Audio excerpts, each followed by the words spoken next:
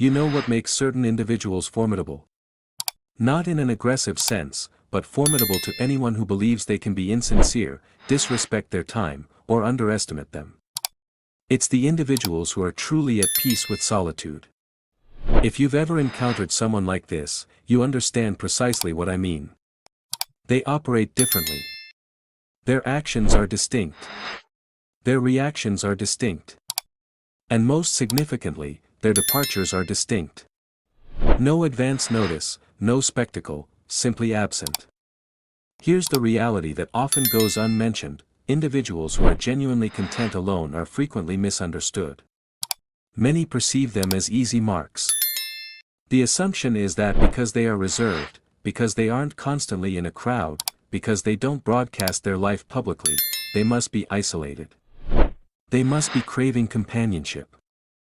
They must be so appreciative of any attention that they'll tolerate poor treatment. Now, sometimes that is accurate.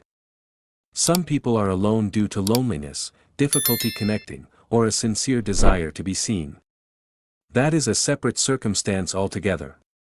But the individuals we're discussing, those who are fulfilled in solitude, who have actively chosen it, for them, that assumption is profoundly incorrect. So disastrously incorrect that by the time most realize it, that person has already disengaged and moved forward without a backward glance. Society holds a peculiar fixation on loneliness. Many are afraid of it. They'll remain in damaging friendships to avoid sitting alone. They'll endure disrespect in partnerships because separation means being single again. They'll fill their space with people they don't even like to avoid quiet. Yet, there exists another type of person, one who has grasped something most spend their lives evading. They've understood that being alone is not synonymous with being lonely. That solitude isn't a penalty, it's a form of strength. That realization changes everything. Consider how this typically unfolds. Someone meets a person who is at ease being alone. Initially, everything seems ordinary. They are amiable, interesting, enjoyable. They contribute to the relationship. They are present. They care. Naturally, the other person begins to grow complacent, to take matters for granted, to presume this individual will always be available because, well, they appear to have no one else, correct? They spend much time solo. They must need this bond, this connection. So, the other starts canceling plans abruptly. Their communication loses its warmth. Replies take days. They begin to treat them as a backup, not a priority. This is where it becomes compelling. The person content with solitude doesn't contest it. They don't debate. They don't send lengthy messages about feeling undervalued. They simply assess quietly. Is this person enriching my life? No. Is this person showing me respect? No. Is this worth my emotional investment? Decidedly not. Evaluation finished. Choice made. Then, they are gone. The other person doesn't anticipate it. One day, they realize contact has ceased for weeks. They reach out expecting the usual engagement and receive silence. Or, they get a courteous but detached response that signals a fundamental change. They attempt to repair it. They apologize. They vow to improve. They cannot comprehend why this individual won't simply offer another opportunity like others might. But here is what they fail to grasp. People who are comfortable being alone don't offer repeated chances in the conventional way. Not because they are unfeeling, but because they have no necessity to. They will be perfectly fine without you. They always are. This is where perception errs. Society observes someone spending significant time alone and immediately presumes a deficiency. They must be antisocial, uncomfortable, incapable of connecting, missing experiences. What isn't realized, what is difficult to comprehend, is that some choose this not from a dislike of others, but because they've discovered their contentment isn't dependent on anyone else. That is the concept that challenges conventional thought. We are taught that humans require social bonds, that we need connection, that isolation is harmful. To a degree, that is valid, but there is a vast difference between requiring people and appreciating people. One is dependence, the other is voluntary selection. Individuals at peace with being alone have learned to cultivate their own fulfillment. They don't require someone else to make their time meaningful. They don't need constant external approval to feel worthy. They don't need a packed schedule to feel their life has value. They've constructed an internal foundation so firm that others become an enhancement, not a necessity.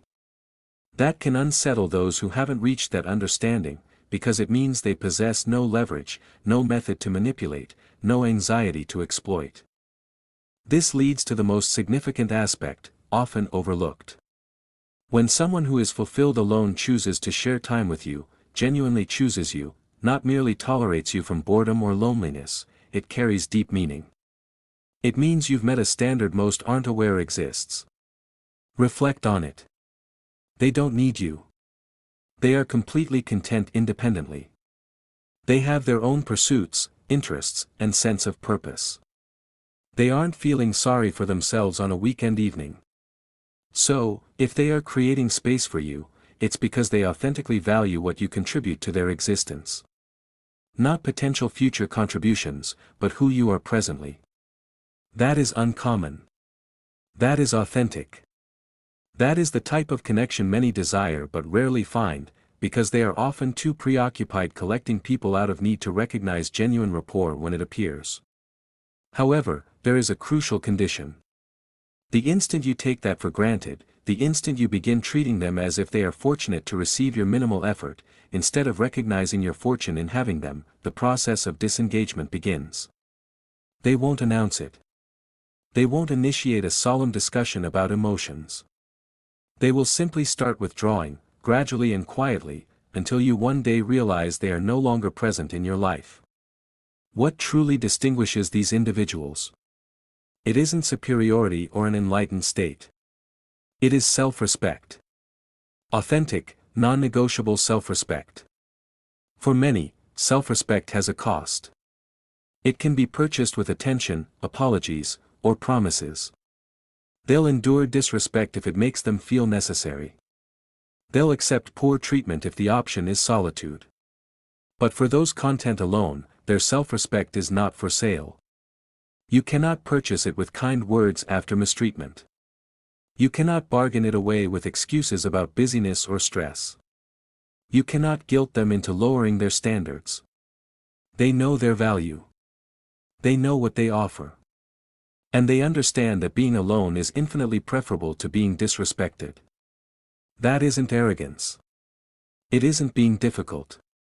It is fundamental logic. If someone detracts from your peace and you have the option to remove them, why wouldn't you? The moment of change is not loud or dramatic. There is no major confrontation. Someone at peace with solitude will simply cease participating. They'll stop starting conversations, stop making plans, stop investing energy into something clearly unreciprocated. If you are receiving this, you might not notice immediately. Perhaps you think they are merely occupied. Perhaps you assume they will contact you eventually. Perhaps you are so engrossed in your own life that weeks pass before you realize you haven't heard from them. Then it dawns on you. They have moved on. Not necessarily physically, you might still receive a polite reply, but in every other meaningful way, they have departed. They've completed their assessment and decided you are not worth their time. And remarkably, they aren't even upset. They aren't waiting for you to understand your loss. They aren't sharing subtle hints or discussing you with others. They have genuinely progressed, because that is what people who are fine alone do. They don't expend energy on what isn't functional. They accept the loss and continue forward. No bitterness, no lingering anger, just a clear departure and a learned lesson about who merits their time and who does not. These individuals have realized that their happiness is not the responsibility of others. This may sound like a simple concept, but here is the substantial truth. Many seek happiness in other people. They believe the right relationship will fulfill them. The right social circle will complete them. And they may search indefinitely, because here is the unspoken reality: if you cannot find contentment by yourself, you will not find it with someone else either. You will only be temporarily distracted from your dissatisfaction. You will be using others as temporary solutions for wounds they did not cause and cannot heal. Individuals comfortable in solitude have done the internal work. They have spent time with themselves and learned how to generate their own satisfaction. They've developed interests they enjoy, established fulfilling routines, built a healthy relationship with themselves. So when they connect with others, it originates from a place of abundance, not lack. They are not desperately trying to fill a void. They are not clinging out of fear. They are sharing their already complete life with someone who enriches it, not completes it. That is what makes them formidable to anyone attempting to be insincere. Because games only function on those who are desperate, who fear loss. But someone already content alone isn't afraid of loss. They know they will be fine regardless. Another aspect that can perplex people about those comfortable alone is their selectiveness.